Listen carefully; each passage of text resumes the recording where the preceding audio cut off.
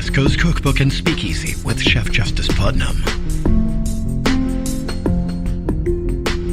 Netrootsradio.com.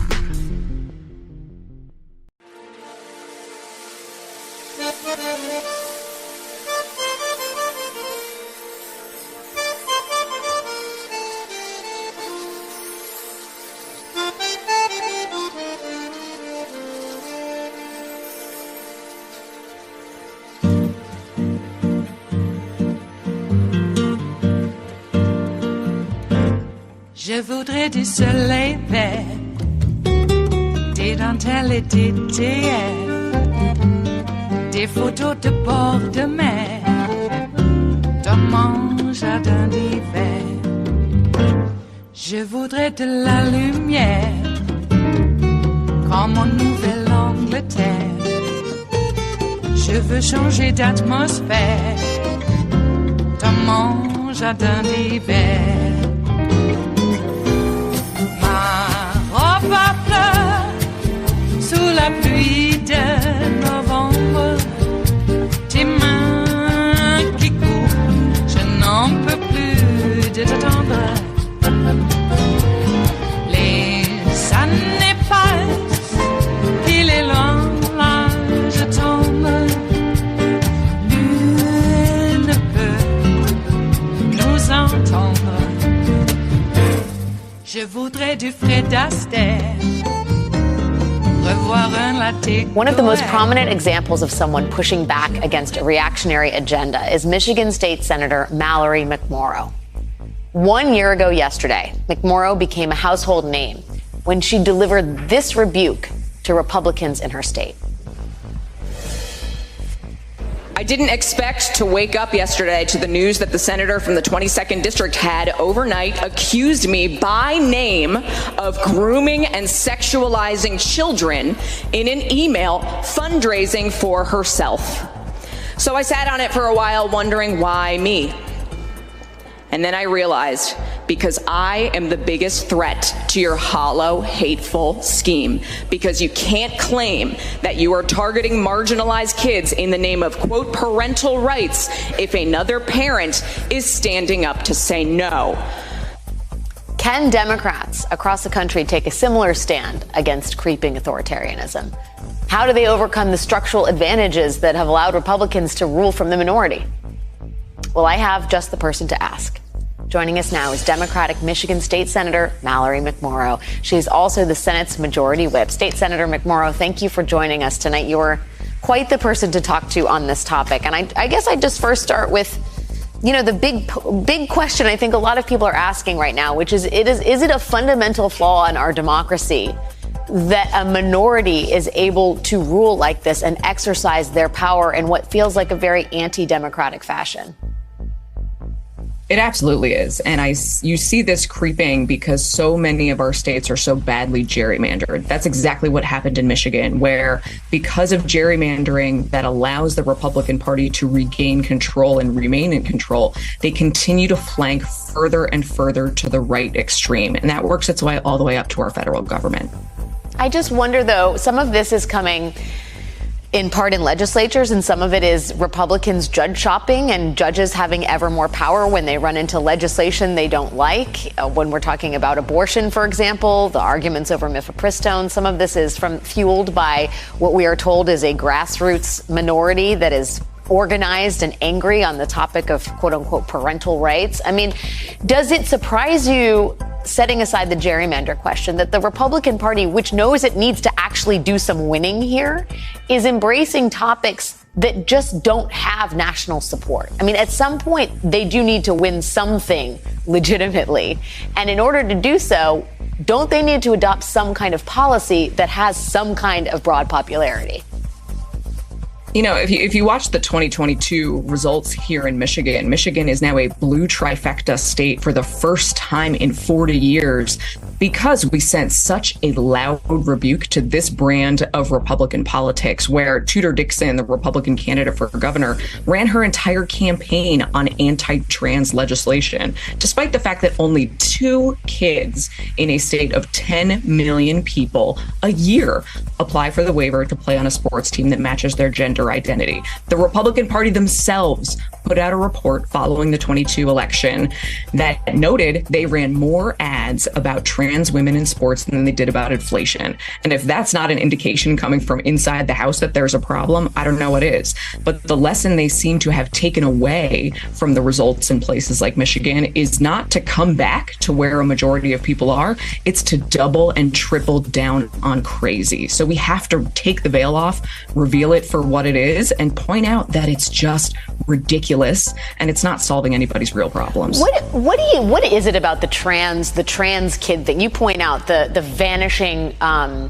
There's no evidence really that this is something that Americans broadly are grappling with, right? This idea of child trans athletes in sports. What is it about that issue that so fixates and animates the Republican Party?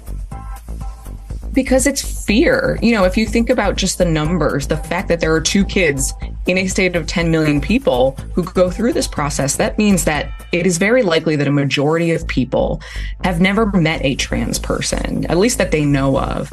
And if you just look at, you know, the instances of gun violence over the weekend where we saw an 85-year-old man fire a gun at a kid who knocked on his door and has already admitted it's because he was paranoid, it's because of the NRA, it's because he was watching Fox News and believes that everybody's out to get him. And it is legislating and governing by fear. It's really easy to fear something that you don't understand, and it's just classic scapegoating.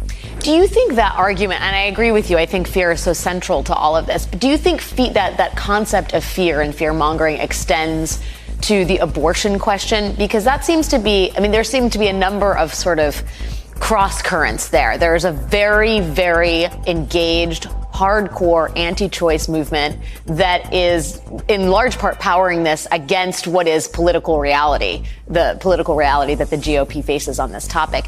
But as a sort of organizing factor, is fear part of it? Is it misogyny? What about people having bodily autonomy scares Republicans? I mean, all of these things intersect. We, believe it or not, just had a vote here in the Michigan State Senate to repeal a ban on couples living together before they get married. Michigan is currently one of only 2 states that has this ban on the books, and 5 or 6 Republicans voted to keep the law on the books in the year 2023. It is absolute madness. But what we saw with Dobbs is once the Dobbs decision came down, you could no longer have this conversation in extremes because previously there had always been a backstop. So Republicans could use rhetoric that was extreme because they knew that there was always the protection. But once Dobbs came down and that protection went away, what we saw here in Michigan is in Republican areas, Democratic areas, rural areas, urban areas, women were having real conversations about all of the many ways that a pregnancy can go wrong, that your birth control can fail, and you could no longer just message based on fear because this was suddenly real. And in Michigan, we had an abortion ban that was about to go into effect if we didn't act. Republicans are on the losing side of this issue. And the same is true for LGBTQ issues. Once we reveal the reality and we connect it to the fact that they're just distracting, again, from, running more anti-trans ads than they did ads about inflation, we got to show people this is just to make you so angry and hateful and fearful about something you may never live through or never experience that you don't even notice that they don't care about you either.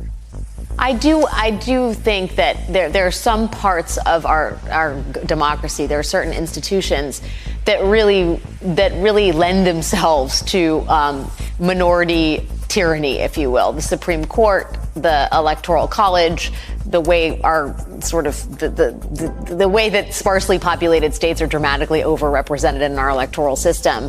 It seems like the lower courts especially are really, really important in this moment in terms of fighting off this kind of creeping authoritarianism. And I wonder if you think the Democrats are aggressive enough, if they're doing enough. I'll ask you, there's a huge debate about Dianne Feinstein, the senator who is ill right now, and the complications that illness has given risen to in terms of Democrats moving Joe Biden's nominees through the courts. Do you have a position on that? And do you think generally the Democrats are being aggressive enough as given the state of affairs with the Republican Party? I think we are finally starting to learn how to be more aggressive. And I say that watching how much energy and awareness there was about the Wisconsin Supreme Court race, about the awareness about what's happening in Tennessee in that state legislature, about what is happening in Nebraska. And I think for too long, Democrats really looked for the shiny new thing at the top. Who was the one person who was going to be our new hope? We saw how much money Democratic donors donated to Amy McGrath, $96 million, to try to defeat Mitch McConnell when we were ignoring everything else. That's changing, and we have to keep going and recognize that it's the entire infrastructure. It is the local courts, it's your state legislature, it's your state Supreme Court, all the way on up. If Dobbs did anything, it showed how important the states are, that states are the front lines. And we've got to keep our attention here and not get distracted by Ron DeSantis and Donald Trump and whatever is happening at the top that's just going to be absolute madness for the next year. It is Friday, the 21st of April of 2023, and you are in West Coast Cookbook and Speakeasy. I am your chef de cuisine, Justice Putnam.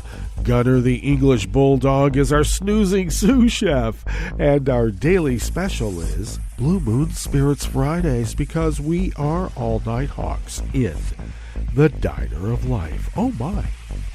It's Friday, so we know what that means. We're going to be finding out if medicine for women's reproductive health will be legal in the United States of America, because apparently some religious ideologues, some idiots with some religious fanaticism seem to be in positions of power, and they are now imposing their Christo-fascist agenda upon the rest of we America. Thank you. Do we just take it? You know, this is an assault on modernity. This is no different than the Taliban and the mullahs. Boy, I mean, it's gotten so bad. Now, we have a story about the Texas Senate, I would say overreaching, but they also did something that I didn't put into our news read today. Have to choose. Because I wanted to talk about it now, and I am. And that is the Texas Senate passed legislation to prominently display the Ten Commandments in every classroom in Texas, and set aside a time for Bible study. Bible study. All right. There was a time when that was done with impunity, but it was still against the law, or at least the spirit of what it is to be America. Remember the part in the Constitution about no religious tests? Well, the religious test is that you don't need a religious test for someone to run for office, but we do, don't we? And why is that? Because it's by proxy, if not by actual fiat. Now they're making it fiat.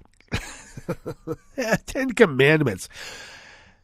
Wait until somebody somewhere in Texas puts up the Upanishads, prominently displays the Upanishads. You know what's going to happen. That's right.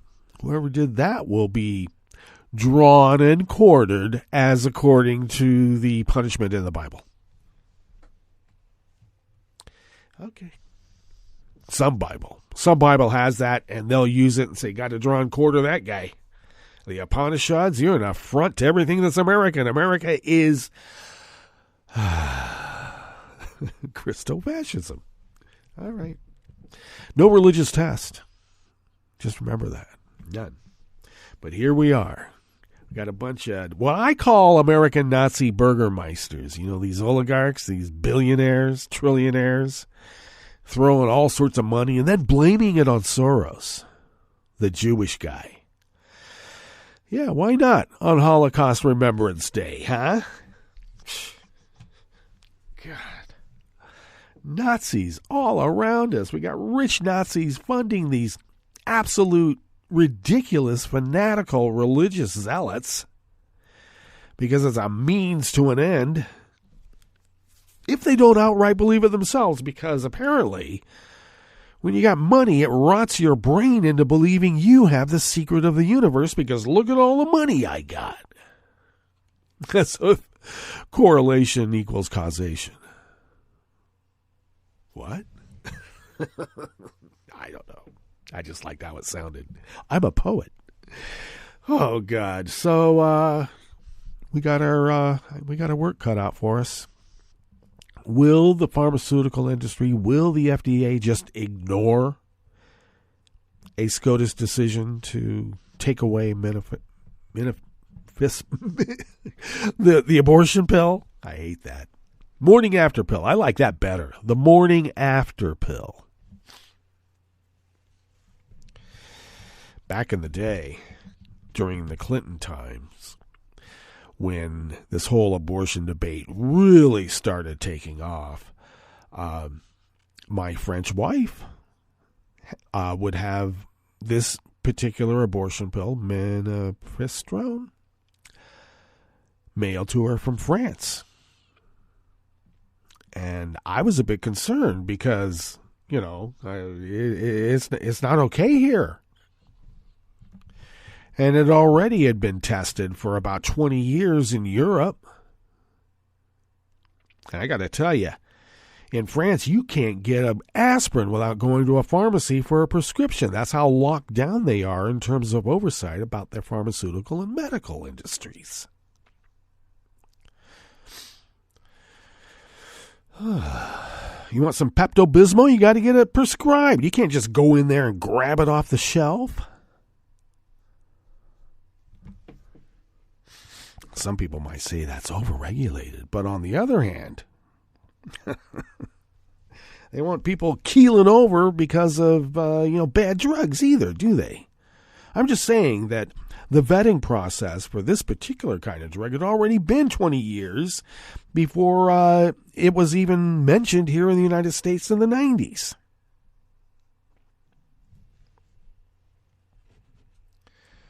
I will also confess that and the Clinton rightward lean towards anti-immigration caused her to not want to be in America anymore. She dreamed about being in America when she was a girl. Watched American TV. She did not have an English accent. Because a lot of times, when people are interested in English in France, say, they'll watch British TV. She watched American TV.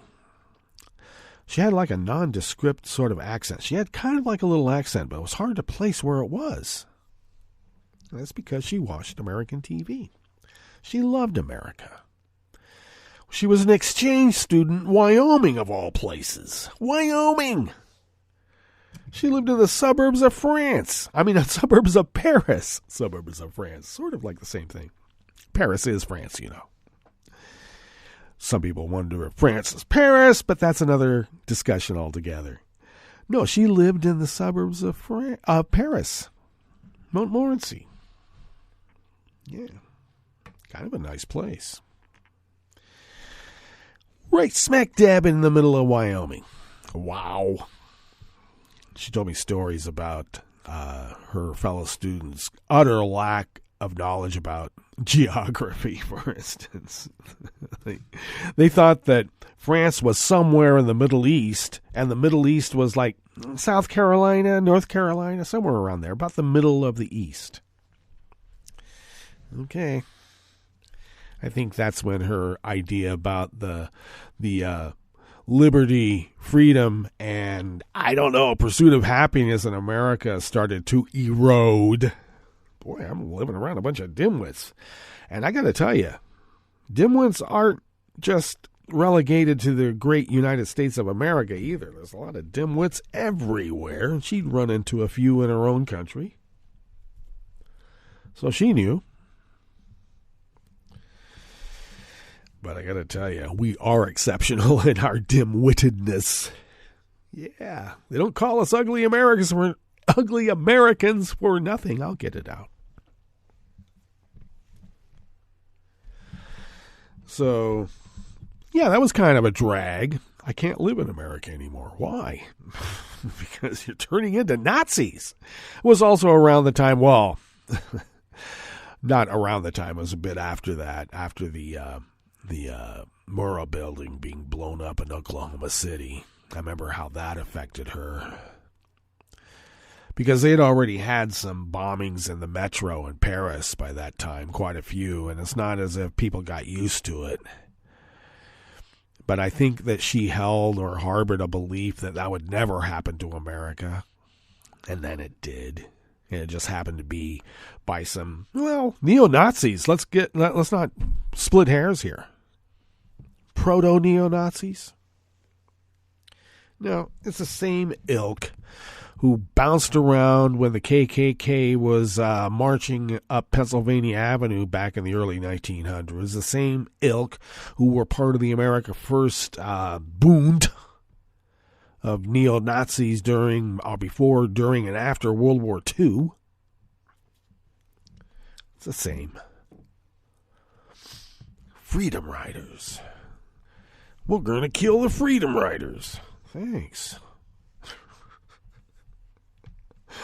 All right, they're stormtroopers. They use their goose step and blue boot, or not blue boots, their goose step and steel-toed iron heel boot to, pretty much rub us out. And we're supposed to take it? No. Not on Holocaust Remembrance Day. No way. Of all days, this is the day that we should steel our resolve to punch the Nazis in any fashion that we can. I don't mean necessarily going up and smacking a Nazi upside the head. We know what it means to punch the Nazi. Sort of like how that Nazi Marjorie Taylor Greene got punched. Can't call somebody a liar. It was okay to call Swalwell, I don't know what she was saying. You had sex with a Chinese spy and everybody knows it.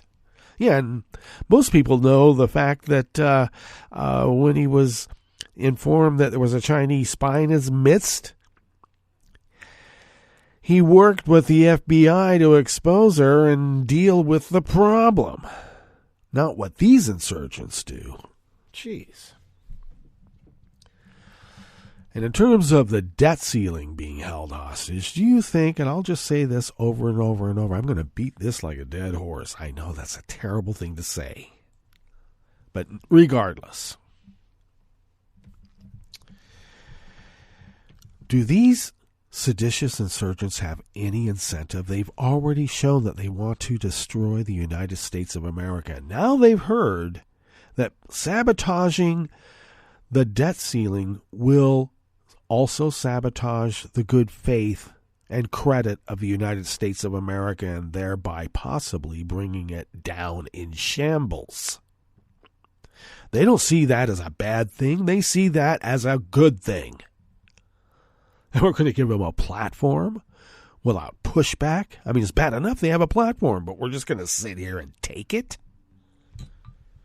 After all they've done to nullify everything that we've been doing for a generation, we're going to take it on Holocaust Remembrance Day? No, it won't happen. That felt good to get off my chest. Why don't we tell you what we have in store for you for this Blue Moon Spirits Fridays? This is supposed to be a fun day. We're supposed to be drinking French 77s and guffawing at the folly of our existence. Oh, well, we are kind of. All right, well, what do we have in store for you here as we begin in the Bistro Cafe of West Coast Cookbook and Speakeasy? Yes, Democrats would be wise to follow Michigan's example in standing up to the tyranny of the MAGA minority. And we have to remember they are a minority, though they be loud and well-armed. On the rest of the menu, Kansas Governor Laura Kelly vetoed 4 anti-trans bills, but Republican lawmakers appeared to have the votes to override most of her actions. The Texas Senate moved to end county-wide voting on Election Day. Boy, they are pulling out all the stops and pretty much getting rid of representative democracy by any means necessary. And here's some good news.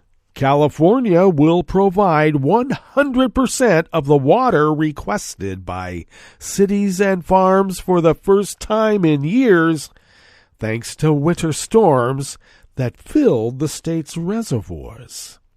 After the break, we move to the chef's table, where Steve Bannon, partner and self-exiled Chinese businessman charged in a $1 billion fraud case, will remain behind bars after a federal judge rejected a proposed $25 million bail package. They could still consider him to be a flight risk. Well, wouldn't you? And Fox Corporation Chief Executive Lachlan Murdoch dropped his defamation lawsuit against Australian news website Crikey. That's right, Crikey. All that and more on West Coast Cookbook and Speakeasy. Bon appetit.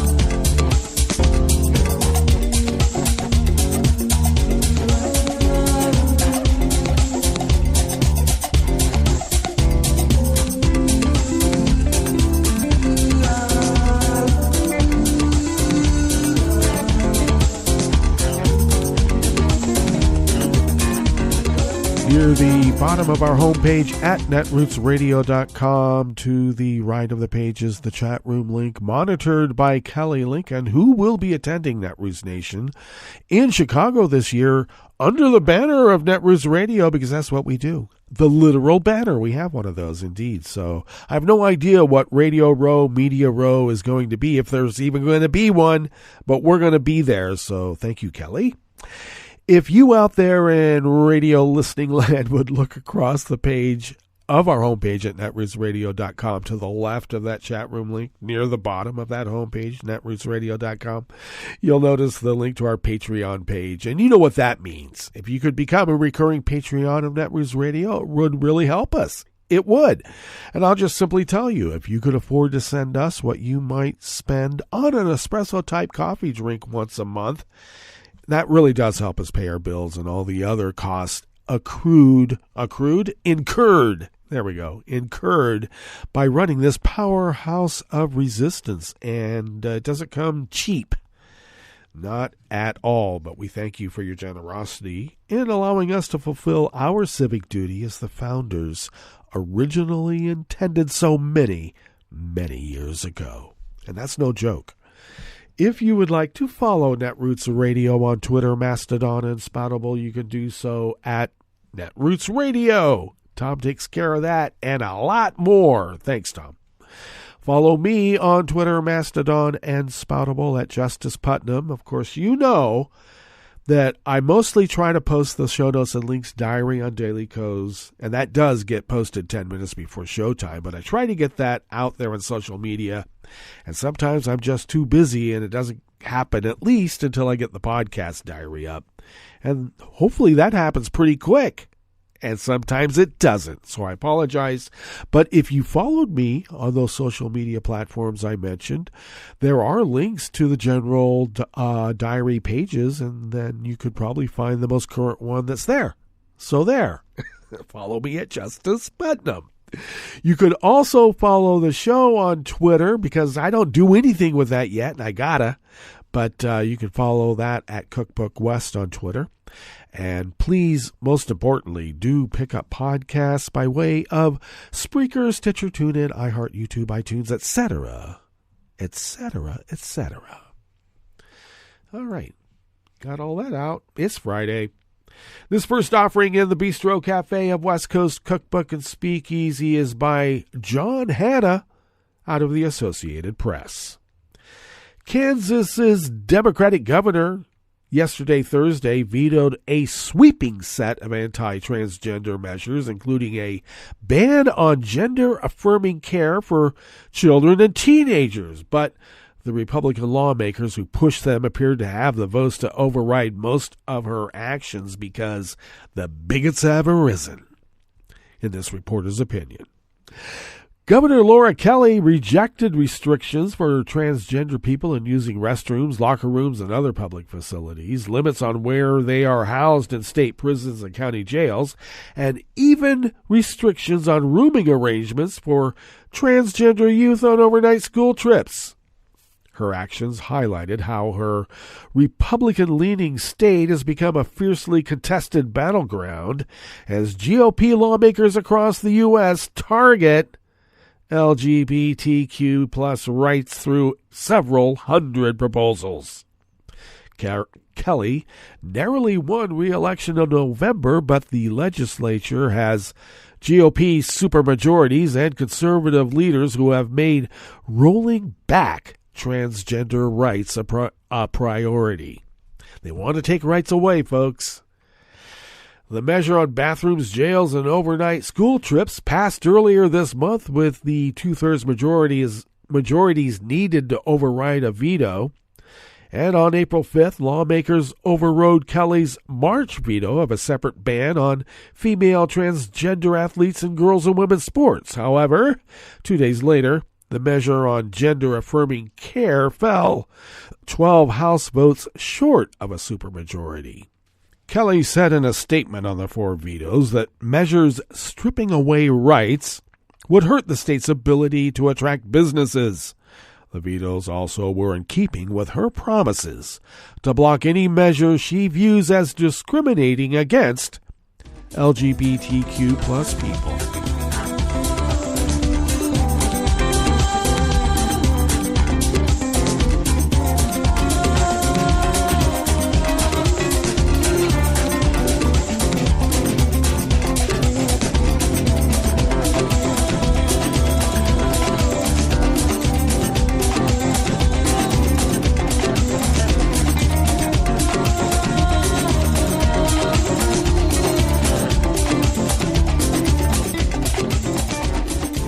At the Texas Tribune brings us this next offering here in the Bistro Cafe of West Coast Cookbook and Speakeasy. Blue Moon Spirits Fridays. County-wide polling locations on Election Day would be banned in Texas under a bill approved by the Texas Senate yesterday, Thursday. Senate Bill 990, authored by Republican Senator Bob Hall of Edgewood, passed 17-12 along party lines. The bill, if approved by the state House, would eliminate county-wide voting centers on Election Day and would require residents to vote at an assigned precinct, typically in their neighborhood. Larger voting centers would be permitted through early voting. Currently, 90 counties, including large metro counties like Harris and Dallas, as well as rural ones, are approved by the Secretary of State's office to use county-wide voting centers on Election Day.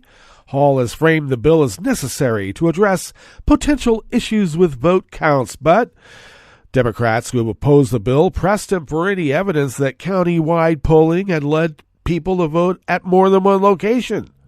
Hall said that spreading voting locations across a precinct makes it impossible to ensure an accurate count, and that limiting voters to a central polling location would simplify the tally.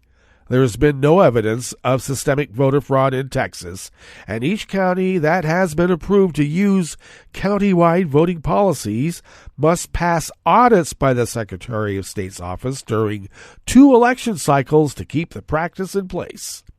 Officials with the Secretary of State's Election Division have said the program, which began in rural counties, is popular among voters because it allows them to vote anywhere in the county. That is especially helpful in some of the state's largest and most sprawling counties like Harris and Bexar, where Texans have long commutes from work to home and could probably miss their window to vote if they didn't make it to their neighborhood precinct on time after work. Well, that seems like a feature, not a bug, in this reporter's opinion. Election officials also like the convenience the program provides to voters because they don't have to scramble to figure out where to vote on Election Day. The bill is part of a years-long effort by Republican lawmakers in the state to tighten voting laws.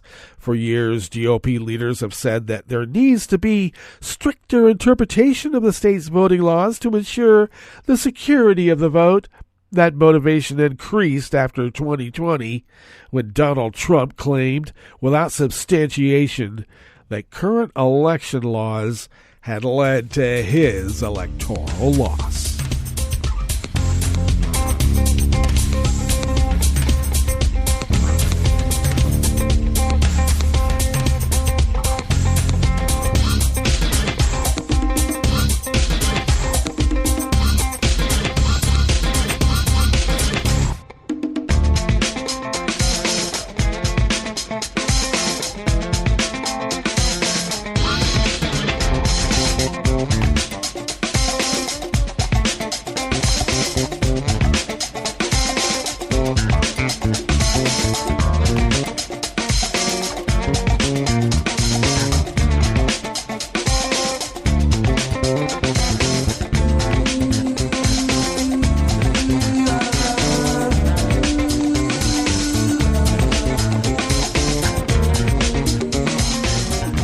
At the Associated Press brings us this final offering here in the Bistro Cafe of West Coast Cookbook and Speakeasy. California will provide 100% of the water requested by cities and farms for the first time in years thanks to winter storms that filled reservoirs and runoff from a record snowpack, regulators announced yesterday, Thursday. The State Water Project will provide full allocations to 29 water agencies supplying about 27 million customers and 750,000 acres of farmland. As late as March, the agency was only expecting to provide 75% of requested water supplies. The last time the state agency fully met water requests was in 2006. Meanwhile, the Federal Bureau of Reclamation announced it was increasing water allocations for the Central Valley Project to 100% for the first time since 2017. The move was cheered by contractors who supply the federal water to the state's agricultural heartland. It will provide much-needed water to communities, farms, and families in the San Joaquin Valley, said a statement from Jose Gutierrez, interim general manager of Westland's Water District. Both the state and federal governments control networks of reservoirs and canals that supply water across California. 3 years of drought had pinched off supplies drastically in the nation's most populous state. Late last year, nearly all of California was in drought, including at extreme and exceptional levels. Wells ran dry. Farmers followed fields and cities restricted watering grass. The water picture changed dramatically starting in December when the first of a dozen atmospheric rivers hit, causing widespread flooding and damaging homes and infrastructure, and dumping as many as 700 inches of snow in the Sierra Nevada mountains. The state reservoir storage yesterday, Thursday, was at 105% of the average for the date, and the runoff from the melting snow will supply additional water that the state agency said it is working to capture. Well, that brings us to our break, and when we get back from that break, we will go through weather from around the world, and we will finish up with the stories that we have curated for you today. You are listening to West Coast Cookbook and Speakeasy, and we will be right back. You are listening to netrootsradio.com. Please hang up and try again.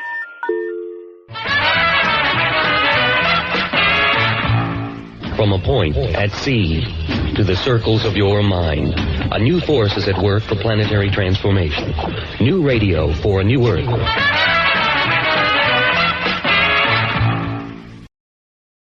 This is Take Two Movie Review. I'm Mike Friend. This week, almost all net Joining the long list of basketball movies, which date back to the silent film era, is Air, Courting a Legend. Promoted with an expensive Super Bowl ad this year, the sports drama depicts the rise of what's possibly the world's most famous shoe, the Air Jordan, and how the Nike company, which in the mid-1980s was about ready to shutter its basketball division, came to its association with superstar-to-be Michael Jordan. It's not about Jordan himself. The only evidence of him is a tall, young, mostly silent black man included in a few scenes. The characters we do get to know are those of Scout Sonny Vaccaro, Nike chairman Phil Knight, Michael's mother, Dolores, played respectively by Matt Damon, Ben Affleck, who also directs here, and Viola Davis, with strong support from some familiar faces, especially Chris Messina, whose one phone negotiation scene with Sonny is practically worth the price of admission.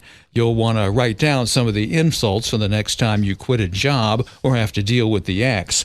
They're all working from a sizzling script by Alex Convery, his first, unbelievably. Air was initially conceived as a Prime Video release with the thinking that it didn't have marketability past dedicated roundball fans, but audience testing soon told the studio otherwise. Some shade has come the film's way, however, due primarily to it having the appearance of a 2-hour promotion for Nike, which it kind of is, and more generally for its approving depiction of capitalism and the uber-rich. But hey, leftist econ professors watch the Super Bowl, so you can enjoy Air guilt-free. This has been Take Two Movie Review. I'm Mike Friend. Catch up with us at take2moviereview.com and feed us back on our channel on YouTube.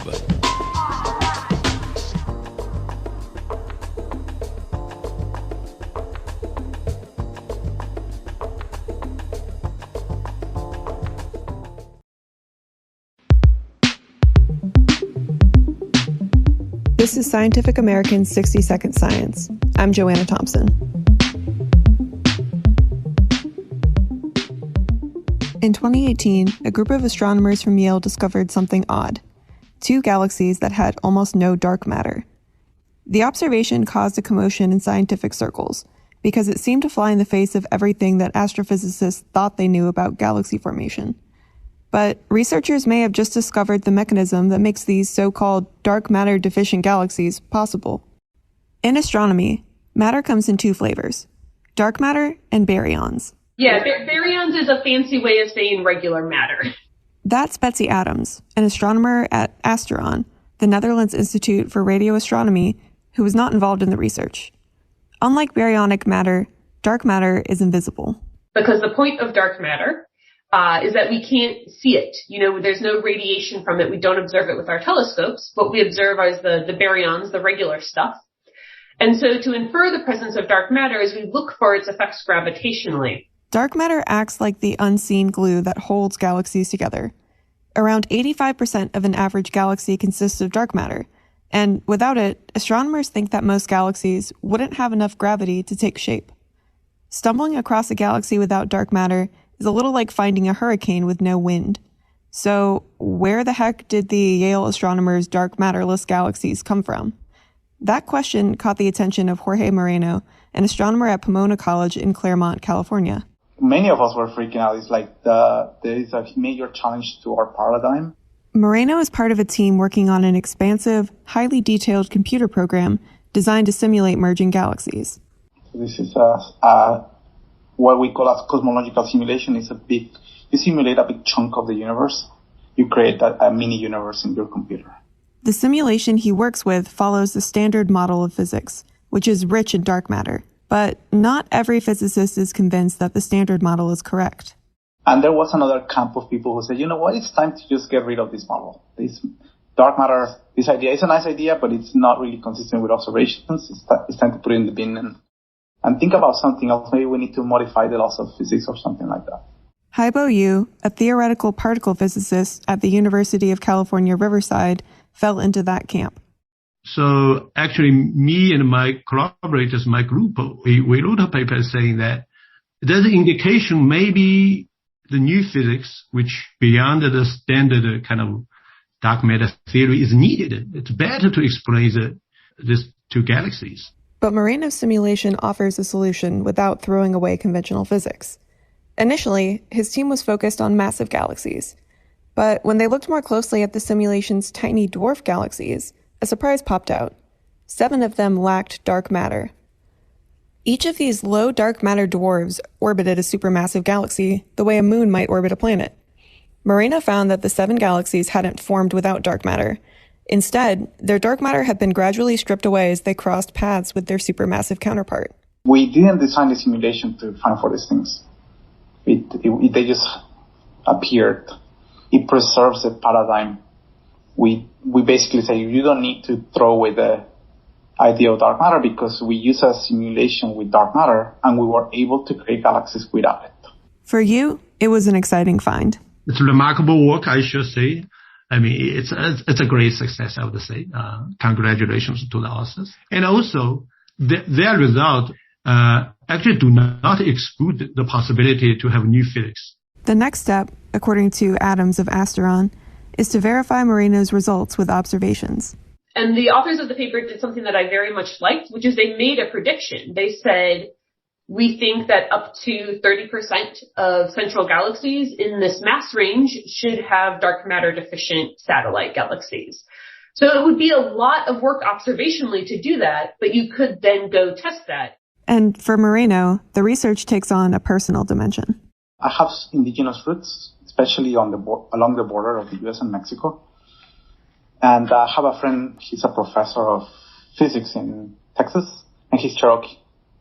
And he told me that the Cherokee tribe has 7 clans. So I told him, hey, can you ask the elders if they give me permission to use the names? And they said yes. He named the 7 dark matter deficient galaxies after these clans: bird, deer, long hair, paint, wild potato, wolf, and blue. The reason this resonates with me, and I think it would resonate with any person of indigenous ancestry, is because that's basically what happened to us.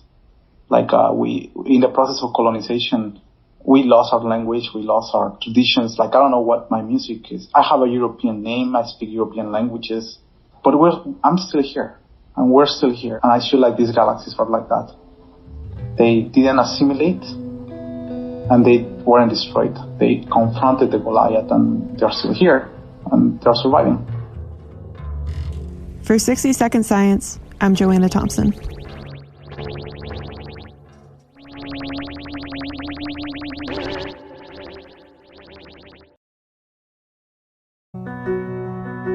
Victor deployed for the first time to Afghanistan in 2003. At 4 a.m, my phone rang. They said, I regret to inform you that your husband was wounded in action. Victor sustained a moderate traumatic brain injury. I was doing school full-time, and I was also then caring for Victor. One of the most important elements of caregiving is taking care of yourself. I just didn't want to forget that I also had goals and that I also had a life. What I did is I challenged Victor to meet me halfway. There are almost 6 million military and veteran caregivers across the nation.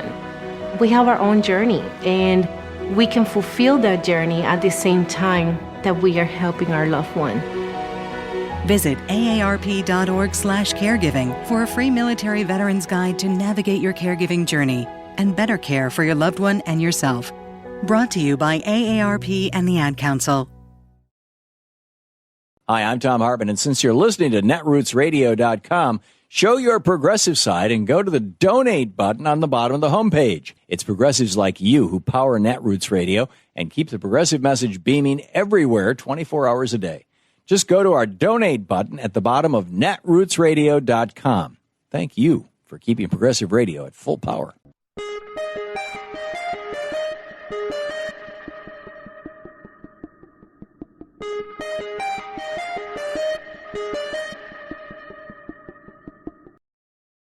I'm Rick Smith, and this is Labor History in 2. On this day in labor history, the year was 1920. That was the day remembered in Butte, Montana as Bloody Wednesday, or the Anaconda Road Massacre. Butte was in the heart of copper mining country. By the turn of the century, Butte's population was 25% Irish. The Copper King of Montana was a man named Marcus Daly. He sat at the head of the Anaconda Mining Company. Workers simply called it the company. Hailing himself from Ireland, the County Cavan, the Copper King was known to prefer Irish workers. With the spread of electricity, copper wiring was in high demand. Then World War I grew demand even further, and the company was in the business of delivering that copper with little regard for workers' safety. This disregard resulted in tragedy. A fire in June of 1917 killed 168 workers at the Granite Copper Mine. Miners went out on strike demanding better safety. The company called in federal troops to return the workers to the mines. The industrial workers of the world arrived in Butte to help organize the miners.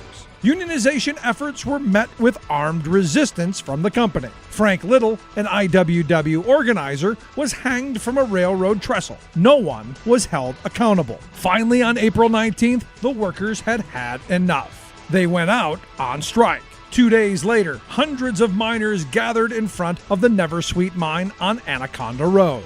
They were met by Pinkerton detectives hired by the company. The company gun thugs fired into the crowd of workers, shooting many in the back as they tried to flee.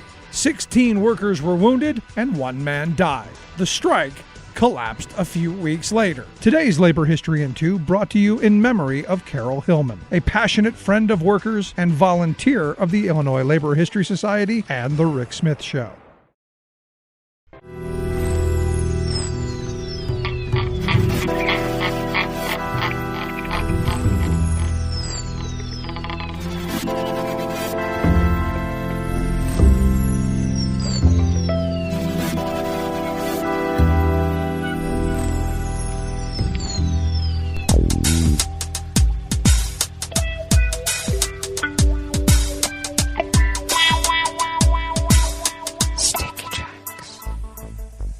Thank you for accompanying us here to the chef's table at West Coast Cookbook and Speakeasy. Blue Moon Spirits Fridays. We always begin weather from around the world along the banks of the Rogue River in the Rogue River Valley of Southern Oregon on the west coast of the continental United States of America, where it is currently 46 degrees Fahrenheit, expecting highs in the low to mid-60s. Cloudy throughout the day, though we are experiencing a tad bit of rain at the moment.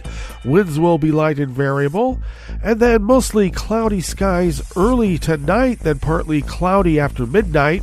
Lows in the mid-40s, winds light and variable, and then partly cloudy skies tomorrow with highs in the low to mid-70s. Winds light and variable, and it looks like we're going to inch up in temperature over the next week. Grass pollen is rated low here in the town of Rogue River. The air quality index for the region is in the good range at 18 parts per million, and that daytime UV index is high at level 7, so take care. Barometric pressure is holding steady at 30.44 inches. Visibility is at 7 miles, and relative humidity is at 98%. Weather from around the world is brought to you by a crowd of crowdsourced weather stations that a crowd crowdsources from around the world. London is 51 degrees and cloudy. Paris is 57 and partly cloudy. Rome is 71 degrees and sunny. Kyiv is 55 and cloudy. Kabul is 54 and fair. Hong Kong is 75 degrees and partly cloudy. Tokyo is 66 and cloudy. Sydney, Australia is 61 and mostly cloudy. San Francisco, California is 55 degrees and fair. And New York, New York is 65 degrees Fahrenheit and sunny. And that is weather from around the world, brought to you by a crowd of crowdsourced weather stations that a crowd crowdsources from around the world.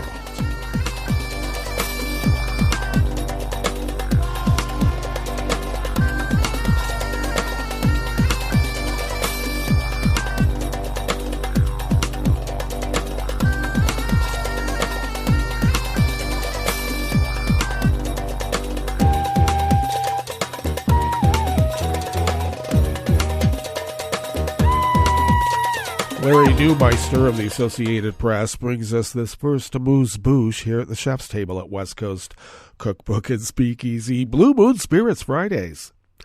A self-exiled Chinese businessman charged in a $1 billion fraud case will remain behind bars after a federal judge rejected a proposed $25 million bail package yesterday, Thursday, saying there was clear and convincing evidence he would remain an economic threat and a flight risk if he were freed. Judge Annalisa Torres said in a written order that she did not trust that Guo Wengui would obey court orders if released, even with strict bail conditions, including GPS monitoring and a 24-hour guard. She noted that he faces a maximum sentence of over 100 years in prison if convicted. She said Guo had continued to promote fraudulent investment opportunities even after funds were seized from his businesses last year. Guo, age 54, was arrested last month on charges including wire and securities fraud. Prosecutors said he fleeced thousands of investors in too-good-to-be-true offerings that promised outsized profits for investors in his media company, GTV Media Group, Inc., his so-called Himalaya Farm Alliance, G-Clubs, and the Himalaya Exchange. He has pleaded not guilty. Since September, the U.S. government has seized approximately $634 million from 21 bank accounts associated with Guo, who is referred to in court documents by the name Ho Wan Kwok.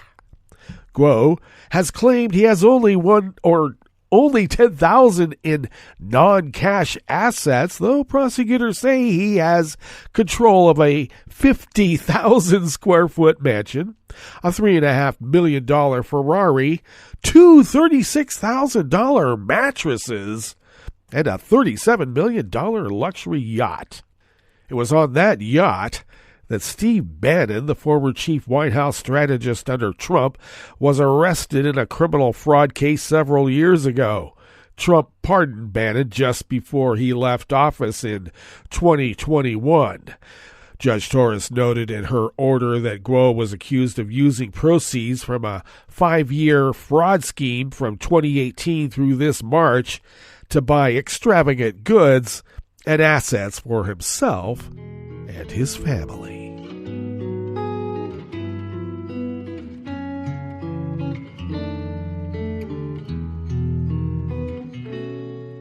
Je te donne, c'est mon amour pour la vie entière.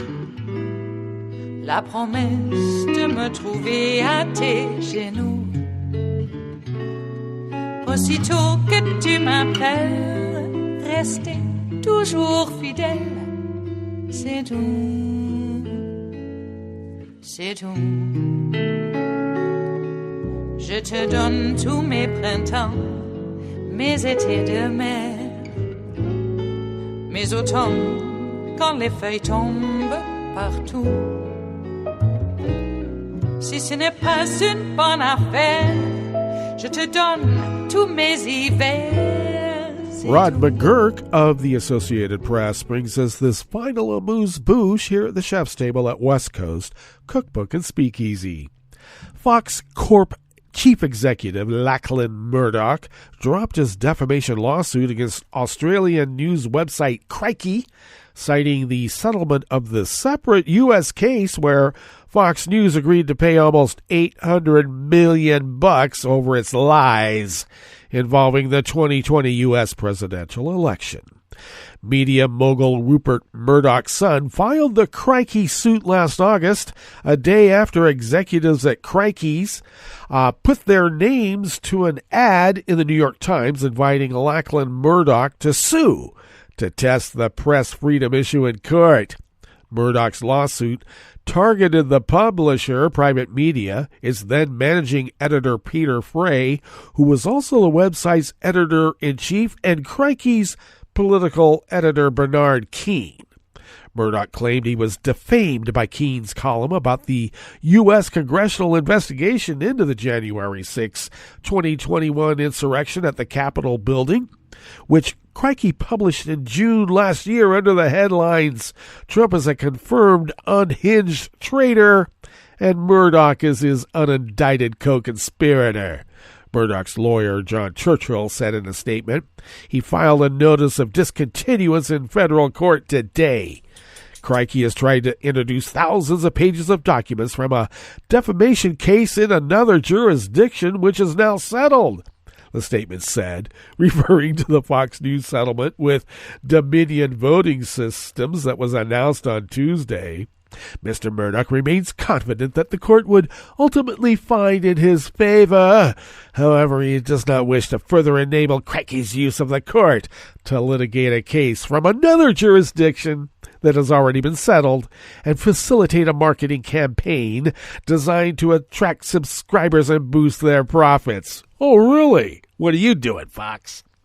Private Media Chief Executive Will Hayward said his company, which is valued at less than 20 million Australian dollars, which pens out to about 13.4 million US, stood by Crikey's description of the Murdochs as conspirators in the Capitol violence. The initial statement was clearly intended with a certain degree of hyperbole, Hayward said. It's really important that in Australia, journalists have room to express good faith opinions, and they don't have to be terrified of litigious billionaires. Hayward and Private Media Chairman Eric Beecher said in a joint statement they were proud to have exposed the hypocrisy and abuse of power of a media billionaire. We stand by our position that Lachlan Murdoch was culpable in promoting the lies of the 2020 election result because he and his father had the power to stop those lies, and they didn't. Well, that brings us to the end of our broadcast period for the day and the week. But you do know Netroots Radio broadcasts on, and we will meet up here on Monday for River City Hash Mondays. So do stay tuned to Netroots Radio all day, all night, and all weekend for all the breaking news as it breaks, and you know it's going to break. And we will meet up here on Monday, right here in West Coast Cookbook and Speakeasy. Bon appetit.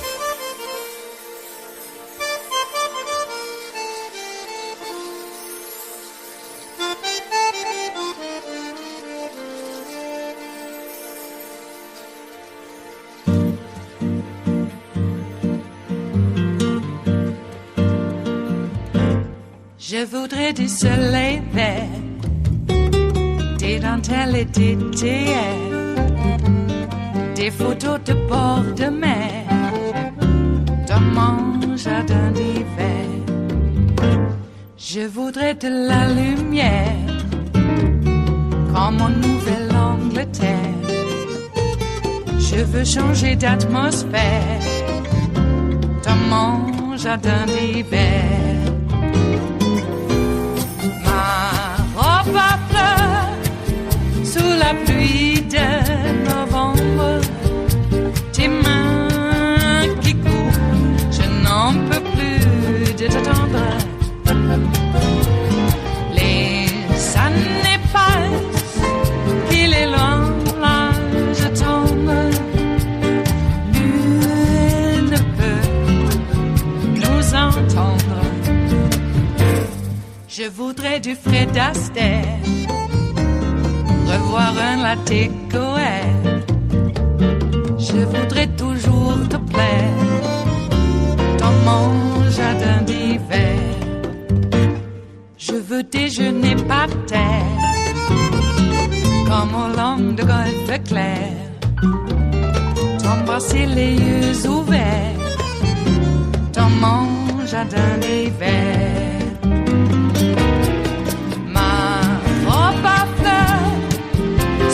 Pluie de novembre, tes mains qui courent, je n'en peux plus de t'attendre. Les années passent, il est loin, là je tombe. Nul ne peut nous entendre. Ba-da-da-dum-di-da-dum. Ba-da-da-dum-di-da-dum. Ba-da-da-dum-dee-da-dum. Dans mon jardin d'hiver. Ba-da-da-dum-dee-da-dum. Ba-da-da-dum-dee-da-dum. Ba-da-da-dum-dee-da-dum. Dans mon jardin d'hiver. Dans mon jardin d'hiver.